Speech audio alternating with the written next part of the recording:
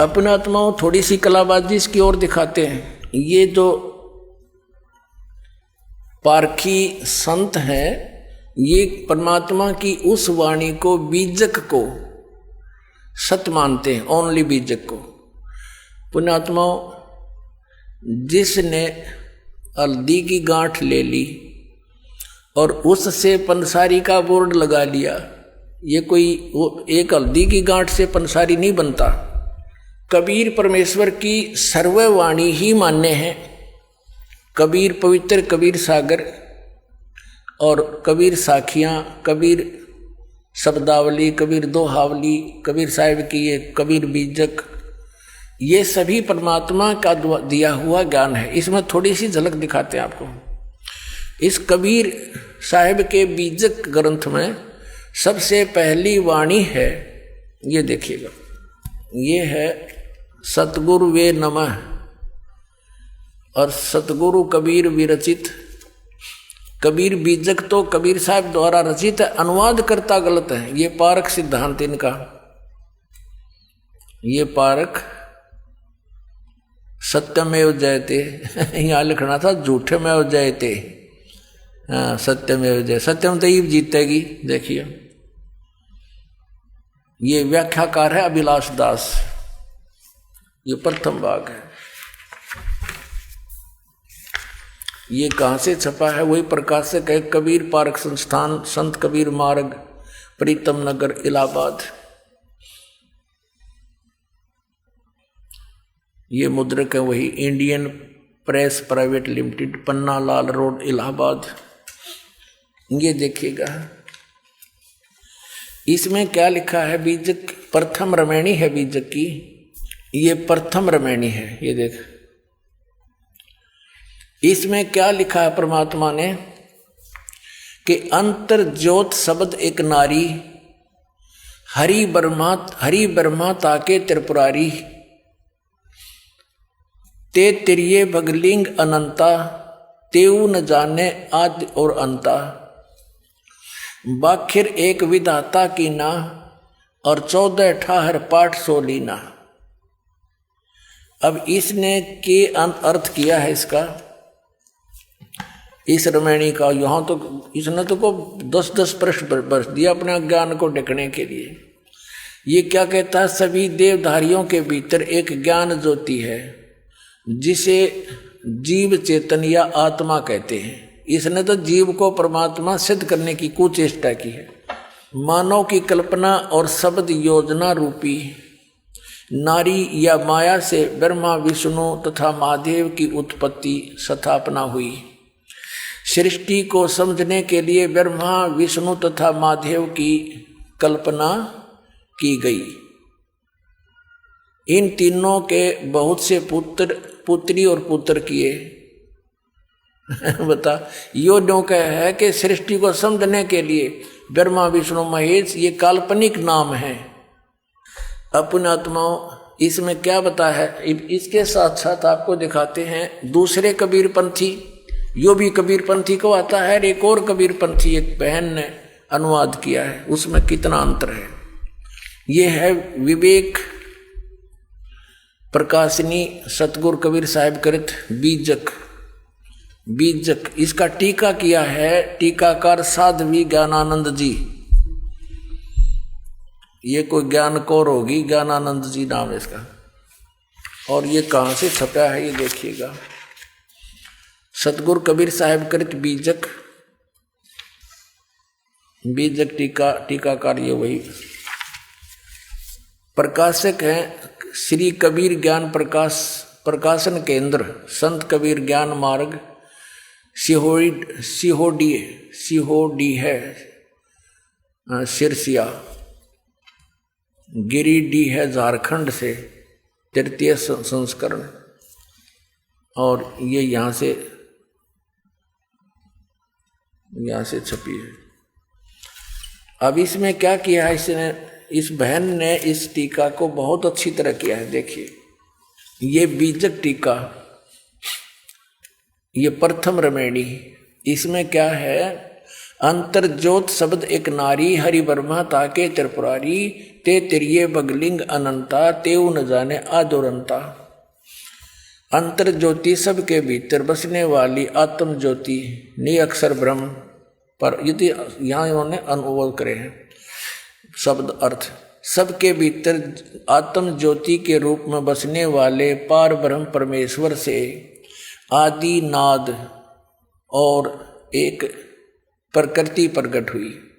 अनादि और प्रकृति के संयोग से सृष्टि के आधारभूत ब्रह्मा, विष्णु ब्रह्मा और शंकर सतगुण रजगुण तमगुण उत्पन्न हुए।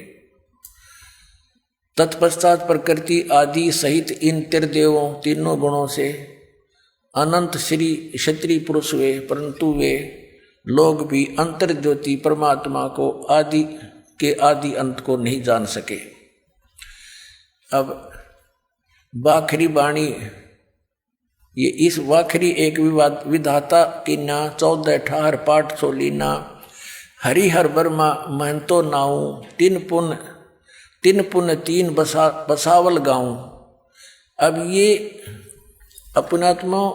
अपनात्माओं इस अभिलाष दास ने तो मिथ्या कर दिया कि ब्रह्मा विष्णु महेश ये काल्पनिक हैं। कबीर साहब की वाणी स्पष्ट करती है कि परमात्मा ने अंतर ज्योति यानी ये प्रकृति जो है नारी, परमात्मा इस ज्योत स्वरूपी काल के शरीर में प्रवेश कर गई थी। वो परमात्मा ने इसको बाहर निकाला। उसके बाद फिर इन दोनों के संयोग से एक ज्योत स्वरूपी काल के और प्रकृति के संयोग से ये तीनों ब्रह्मा विष्णु महेश की उत्पत्ति हुई। तो पुण्यात्माओं ये और देखिएगा कि दिखाते हैं आपको इसने कैसी अटकलबाजी की है। देखना, ये तो अभिलाष दास की है टीका जो आपको दिखाने जा रहा हूं। ये 53 पृष्ठ पर ये प्रथम प्रकरण है। यहां देखना, इसमें एक शब्द है नीचे, यरमैणी प्रथम है। प्रथम आरंभ कौन को भऊ, दूसर प्रगट किन सोठऊ।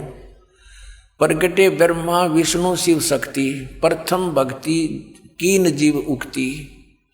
प्रगटे पवन पानी, और ये सारा कुछ लिखा है। फिर क्या बताया है कि जीव शिव सब प्रगटे, वह ठाकुर सब दास, और कबीर और जाने नहीं एक राम नाम की आस। बता, ये कबीर साहब का वाणी बीजक में इस अभिलाष दास जी ने स्वयं प्रमाणित ले रखी है कि ये वाणी सच्ची है जो कबीर साहब ने की वाणी लिखी है। ये कबीर साहब की वाणी है।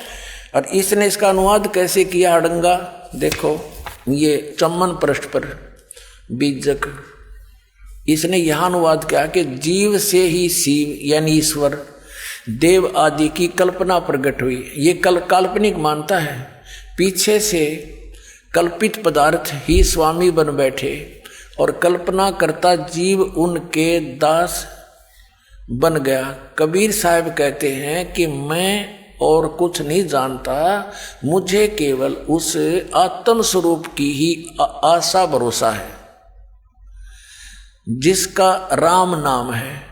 ये जीव को राम सिद्ध करने की कह रहा है, जिसका राम नाम है, और अर्थात मेरा निरंतर विश्राम आत्म स्वरूप में है।